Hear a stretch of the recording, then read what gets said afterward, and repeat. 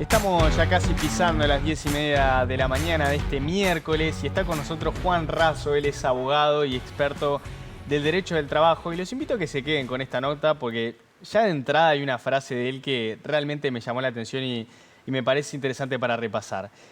Juan dice que la inteligencia artificial es la electricidad del siglo XXI. ¿Qué nos quisiste decir con eso, Juan? A ver. Cuando dije esta frase, pienso en los trabajadores de las fábricas de velas, las velas en el siglo XIX, en 1800, cuando apareció la electricidad.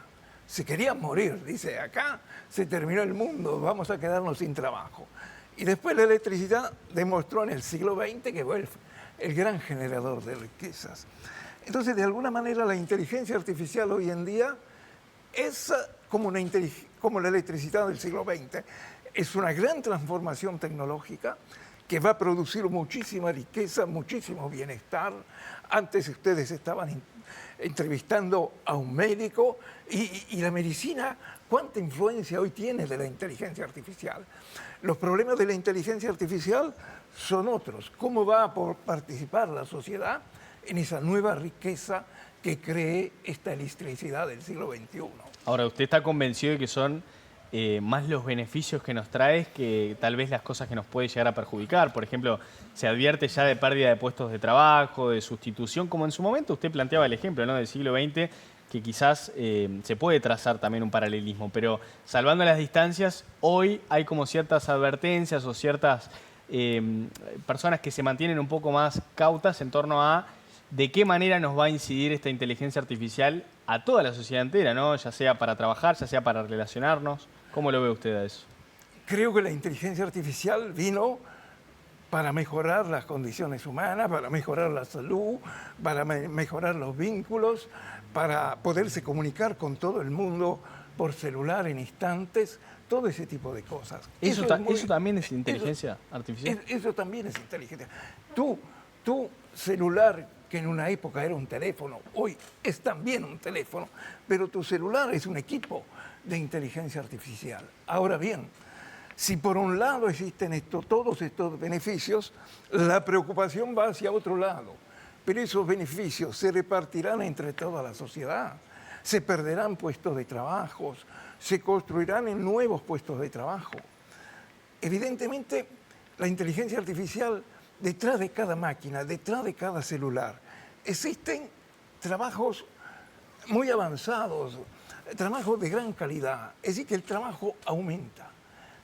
Pero no todos los trabajadores hoy en día van a tener la posibilidad de acceder a ese trabajo dignos, a esos trabajos que se generan a través de las nuevas tecnologías. Entonces, ese es un problema grave. Y es un problema que no siempre los trabajadores lo tienen claro. Es decir, un sindicato puede ir a la huelga para reclamar aumento salarial. Todos van a la huelga, pero un sindicato va para reclamar transparencia de los algoritmos.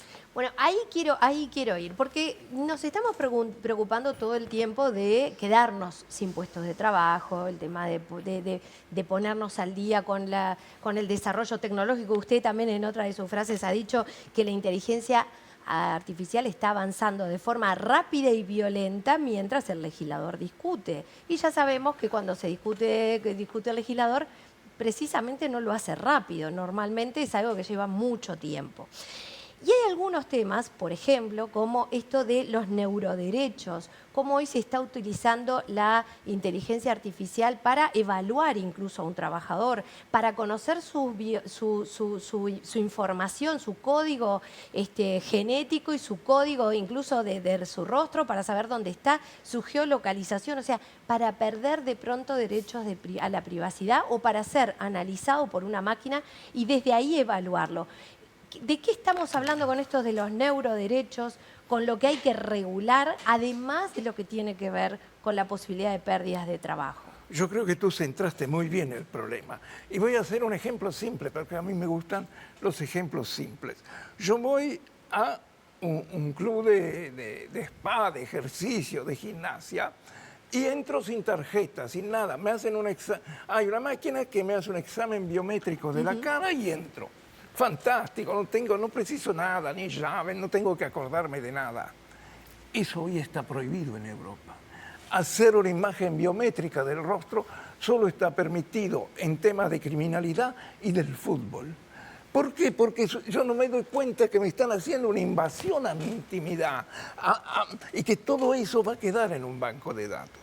Entonces, estos son los temas que sí importan, que sí hay que discutir, y yo no veo un debate sobre esto.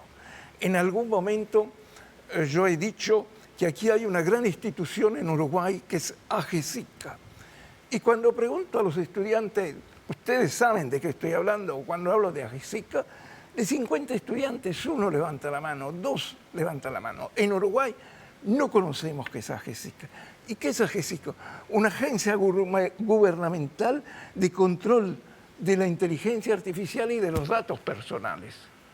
Es un hecho muy importante, pero en mi criterio es una agencia de puertas cerradas.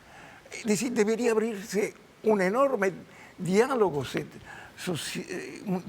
social en torno a estos temas, porque son temas que no se involucran a todos, ¿no? Alguien un día me preguntaba, ¿cuándo te vino la ocurrencia de pensar temas de inteligencia artificial? Porque en esto soy todavía considerado un excéntrico. En vez de ocuparme de la reducción de la jornada, del salario, me ocupo de la inteligencia artificial. Y empecé a ocuparme con fecha precisa, en noviembre de 2015. Hace 10 años, noviembre de 2015. ¿Y qué sucede en noviembre de 2015? Aterriza Uber Uruguay.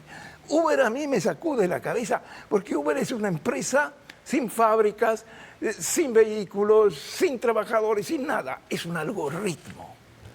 Entonces dije, aquí el mundo está cambiando. Aquí hemos pasado de esa homogeneidad del trabajo que todos conocíamos, ir a la fábrica o a la oficina a la misma hora, salir a la misma hora, tener la licencia, tener el descanso semanal, a una dimensión nueva. Tener un contrato con unos derechos y un lugar a donde ir a reclamar. Y donde ir a reclamar, porque hoy en día tú podés reclamar, pero una vez que reclamaste y tenés una sentencia, bueno, ¿y dónde vas? ¿A quién recurrir? Y está bueno el caso que ponen, porque en el caso de Uber puntualmente, las regulaciones llegaron después. Es decir, la tecnología quizás le ganó a la legislación en ese caso. Y la verdad que lo he escuchado en algunas intervenciones que ha tenido, y usted marca que quienes no dominemos la inteligencia artificial, de alguna forma vamos a quedar marginados. Yo le pregunto, por un lado, cómo viene esa carrera de leyes versus revolución tecnológica o quizás crecimiento de la inteligencia artificial. Y por otra parte, ¿qué va a pasar con el sistema educativo, ¿no? ¿Cómo podemos nutrir a los chicos de tecnología que ya parece estar inmersa en la vida cotidiana, pero al mismo tiempo puede ser quizás un elemento distractor para el aprendizaje? No sé cómo lo ve. Yo creo que son temas absolutamente centrales. El primer tema, lo de Uber y la legislación. Por eso me gusta recordar, Uber, noviembre 2015. Hoy nosotros estamos en febrero de 2025, han pasado casi 10 años y no hay una regulación de Uber.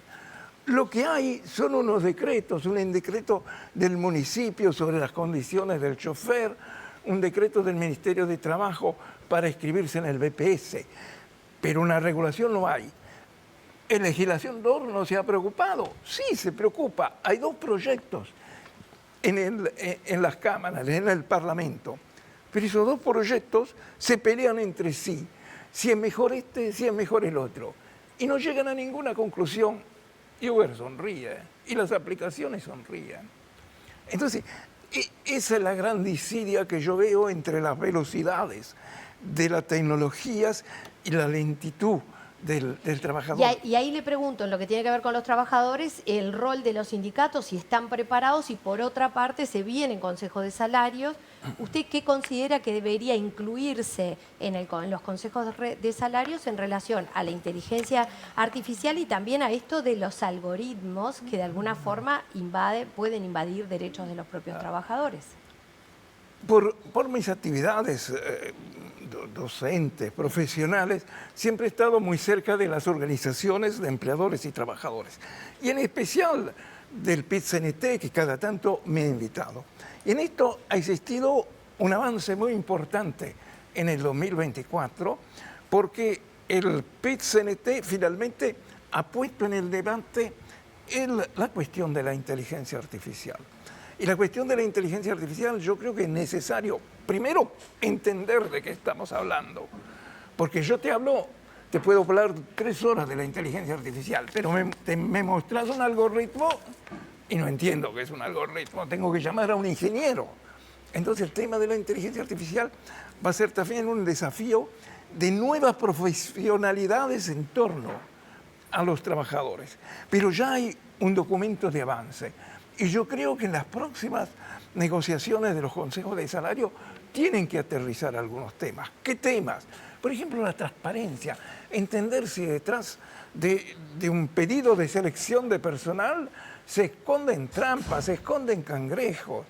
Por ejemplo, el pedido dice, persona de 20 a 50 años, con estudios terciarios, con esto, pero no te dice no fumador o fumador, gordo, flaco. Y Claro. capaz que el algoritmo te lo están diciendo. Bien, no, y lo último simplemente había quedado colgado, Colgado lo de los chicos. la otra Lo de los cuestión. chicos, ¿qué pasa con la educación entonces? Entonces, el otro gran tema es la educación, porque ahí la inteligencia artificial va a crear una barrera enorme entre incluidos y excluidos. Los excluidos, por eso hoy hablamos tanto de la renta básica universal, porque los incluidos van a ser una masa de economía pobre que va a subsistir a partir de pequeños aportes del Estado. Entonces, ¿cómo superar esa barrera? Y esa barrera solo se puede superar con la educación, con la formación, con la recalificación. Porque tú aprendes algo, pero dentro de 3 años ya no sirve lo que aprendiste. Entonces, eso, un estudio completo, una formación completa. Y ahí tiene que cambiar, en mi criterio. Yo no soy un educador en el sentido de conocer los estudios de educación, pero hay que apoyar, hay que apostar más a temas como el Plan Ceibal. El Plan Ceibal en su momento fue un gran motor de arranque. Entonces hay que debatir en qué estamos, en qué está INEFOP, cómo es la formación de los trabajadores desempleados. Porque yo pienso en los jóvenes que no tienen formación, pero también pienso en los ancianos que están trabajando y que les llega mañana una tecnología y no la saben manejar. Y hoy anciano no es una persona como yo o una persona de 60 años. Según la ley, una persona mayor tiene 45 años. A los 45 años para la ley ya sos una persona vulnerable desde el punto de vista del trabajo. Laboral.